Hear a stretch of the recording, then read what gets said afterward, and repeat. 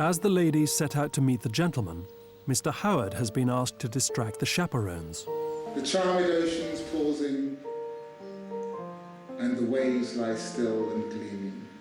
The lulled wings seem dreaming, whose breasts are gently heaving. Isn't that charming?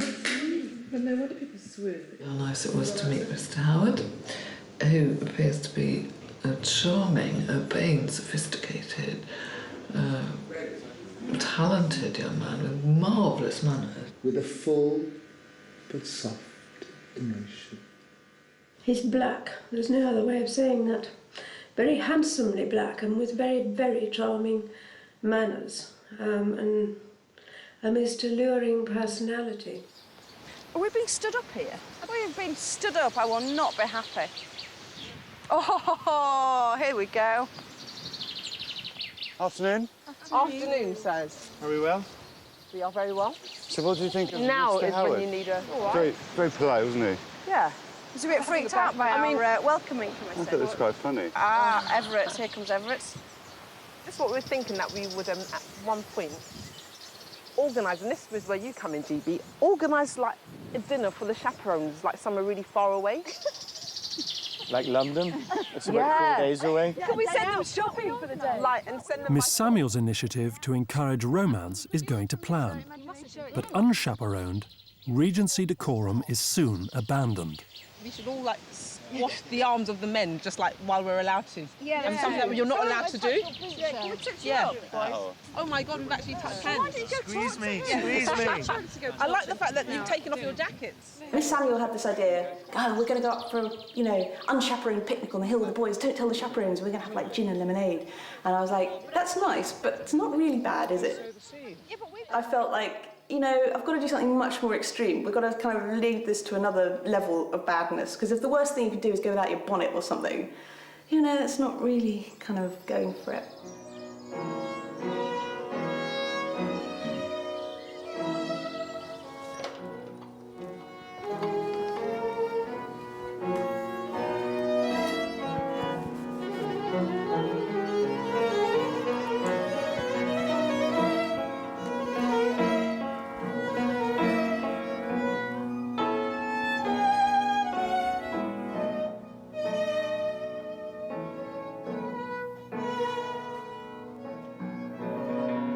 During the Regency, black musicians performed throughout Europe's concert halls and opera houses. Mr. Howard's quartet is performing a Beethoven sonata.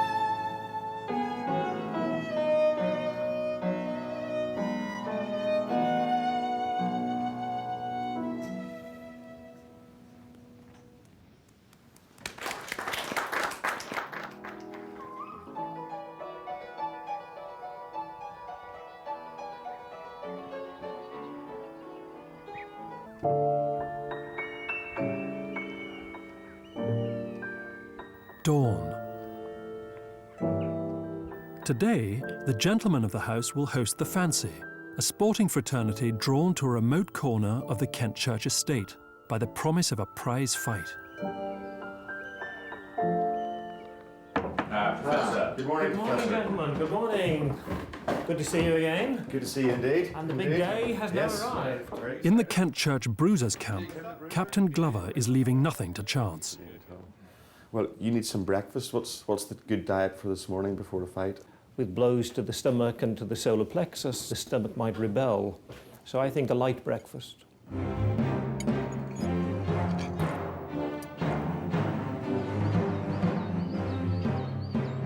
There are bets within the bets. It might be within a round who goes down first or... Who draws first blood, who might lose a tooth. Cook put some special formula into that breakfast, so there's no way you're going to be able to lose. It's magic stuff. Squeeze? No, don't.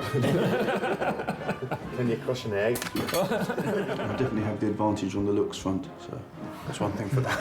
Oh my God, it must be terrible. For the time being. Yeah, indeed, it was very good. The master has come to meet the fighter he's backing, Matt Killer Skelton. Aggressive coming forward. Yeah. It's almost like that, but they're like that for the simple fact that obviously you can grab as well, whereas in modern day boxing, there's no holding. In the modern world, the killer is the heavyweight champion of all England, a title that dates back to Regency times. How's the fights been recently? I've had 7 bouts and 7 wins, 7 by KO. They used to call me the Grizzly Bear. How much do you weigh? At the minute, I'm 18 stone. And do you know how much Dean weighs?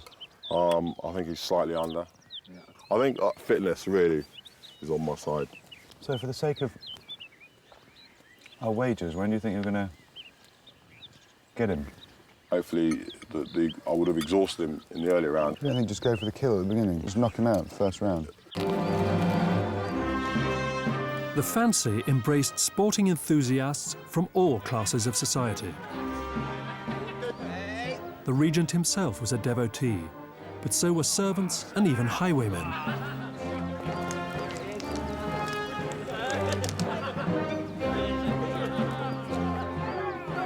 Fantastic. The Regency was an age of gambling mania. Gentlemen risked vast fortunes and dismissed their losses with an attitude bordering on the cavalier. Another 5. Take the first That's blood. it, I'm closing this book.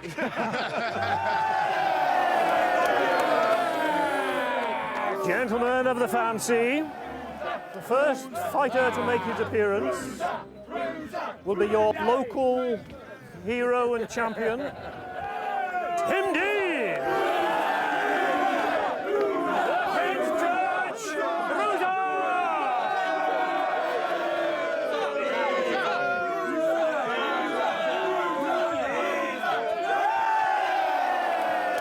And now, gentlemen, the challenger will arrive from across the boundary.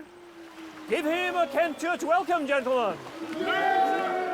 Like music, boxing was another area of Regency life in which black men flourished, and some of the most famous fighters of the age, former slaves, became household names. The favourite tonight, despite what you all think about your local lad, is the killer. Matthew Killer Skelton from Virginia in the United States. Now, many of us still regarded as the colonies. They will come back into the empire. It's only a matter of time before they realise the error of their ways.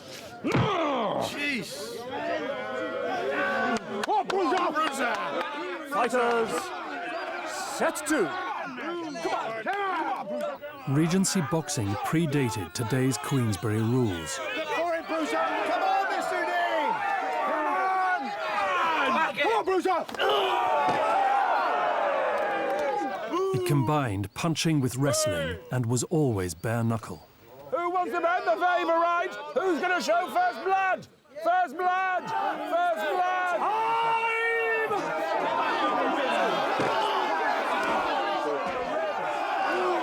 Rounds continued until one man hit the ground. Here they come. Round 16. Fights could last for hours and only ended when one of the pugilists was unable to walk up to the chalk square. Hence the expression, squaring up. The Kent Church Fancy, 22nd of July, 1811. There is more at stake in this fancy than the considerable purse of 200 guineas, that of national pride. To tumultuous applause from a strong local crowd, the combatants set to. A foul was called after Skelton was seen smashing Dean's head against the ring's post. We need the second umpire. Yes or no? Yes or no? Foul. Yeah!